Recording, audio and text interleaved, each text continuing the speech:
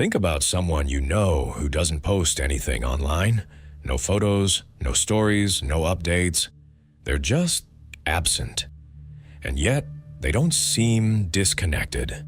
If anything, they seem calmer, more grounded, maybe even happier. So the real question isn't why they're not posting. It's this: what do they understand about life that most people still don't? Because this isn't really about social media. It's about how identity is built and who you become when no one is watching. In the next few minutes, you'll start to see the hidden psychology behind people who don't post and why their behavior quietly challenges something most of us never stop to question. And by the end, you might start to wonder if constantly sharing your life is shaping you in ways you don't even notice. Most people believe they post to share moments, to stay connected, to keep memories alive. And on the surface, that sounds true. But psychologically, something deeper is happening. Every post is a signal, a carefully selected version of reality that says, "This is who I am," or at least, "This is who I want you to see." It's not just expression, it's impression management. You're not just documenting your life, you're shaping how it's perceived. And the moment you hit post, something else begins. You check, you wait, you notice who engages and who doesn't. Because beneath it all, there's a quiet question driving the behavior. Does this version of me get approved? And if you're honest for a second, would you still post the same things if no one could see them? No likes, no views, no feedback at all. Would the moment still feel worth sharing? Or does part of its value come from being witnessed? Once you start to see it, you can't really unsee it. There's a loop running in the background of almost every post. You share something, you get feedback, your brain registers it as a reward, and you come back for more. Not because you consciously decide to, but because it feels good to be seen. Over time, this loop quietly changes what you pay attention to. Moments stop being just experiences and start becoming potential content. You begin to anticipate how things will look before they even happen. And without realizing it, you're no longer just living your life.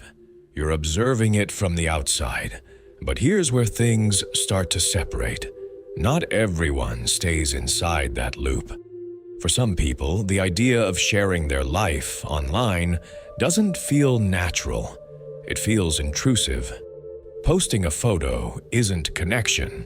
It's exposure. These are people with strong internal boundaries, where their experiences feel personal, not performative. They don't instinctively reach for their phone to validate a moment, because the moment already holds its own value. A trip, a conversation, a quiet achievement. It doesn't need to be translated into something public to feel real. Their sense of identity isn't built through reactions or feedback. It's built internally, through what they live and how they process it. And because of that, they don't feel the same pull to broadcast their lives. But not everyone who stays silent online does it from a place of strength. For others, the silence comes from a very different place. It's not that they don't want to share, it's that sharing feels risky. Posting means being seen, and being seen means being judged. What if no one reacts? What if it doesn't get enough attention? What if people look at it and quietly decide it's not impressive, not interesting, not enough? That possibility is enough to stop them before they even try. So they stay in the background, they scroll, they observe, they keep up with everyone else's lives, but they rarely step forward with their own. Because in their mind, posting isn't just expression, it's exposure to evaluation. And the more they stay silent, the more that fear reinforces itself. Every time they don't post, it feels safer. Every time they scroll and compare, it feels riskier to be seen.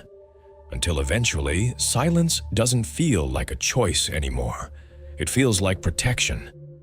But then, there's a third type, and this is where things start to shift. Some people don't post not because they're afraid, and not just because they value privacy. They've simply stopped needing it. These are people who have built a sense of identity that doesn't rely on being seen to feel real. Their experiences don't need an audience to have value, and their confidence isn't tied to how others respond. They still have connection, purpose, and meaning.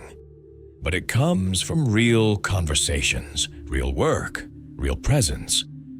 What they've developed is something most people are still chasing without realizing it. Independence from external validation. They don't feel the urge to prove their life is meaningful, because to them, it already is. And here's the part most people don't think about. It's not just posting that shapes you. It's the constant exposure to everyone else's lives. The endless scrolling, the subtle comparisons, the quiet feeling that other people are doing more, living better, being more. Even when you don't notice it, your brain is tracking it, measuring, adjusting. And over time, that starts to affect how you see yourself. The more you consume, the more you compare. And the more you compare, the more you question your own life. And that's where something dangerous starts to happen. Your baseline shifts. What used to feel like enough slowly stops feeling like enough. Not because your life changed, but because your reference point did.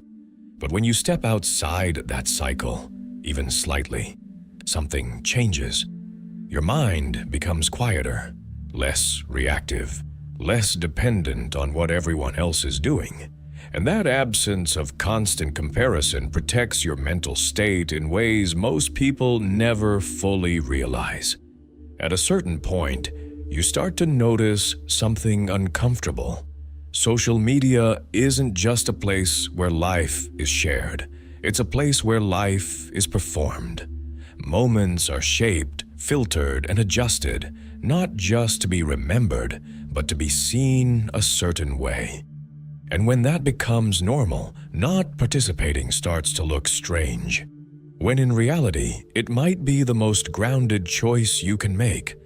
Because choosing not to post isn't about missing out. It's about stepping out of the pressure to present, to prove, to constantly turn your life into something observable. It's a quiet shift from asking, "How does this look?" to simply experiencing, "What is this like?" And that shift changes everything. So when you think back to that person who doesn't post, maybe they're not disconnected at all. Maybe they're just not performing. While everyone else is trying to capture the moment, shape it, and share it, they're simply inside it, fully present, without needing proof. And maybe that's the real difference. Not who is living more, but who feels the need to show it. Because in the end, a life that's constantly displayed is often still searching for validation, while a life that's fully lived doesn't need an audience to be real.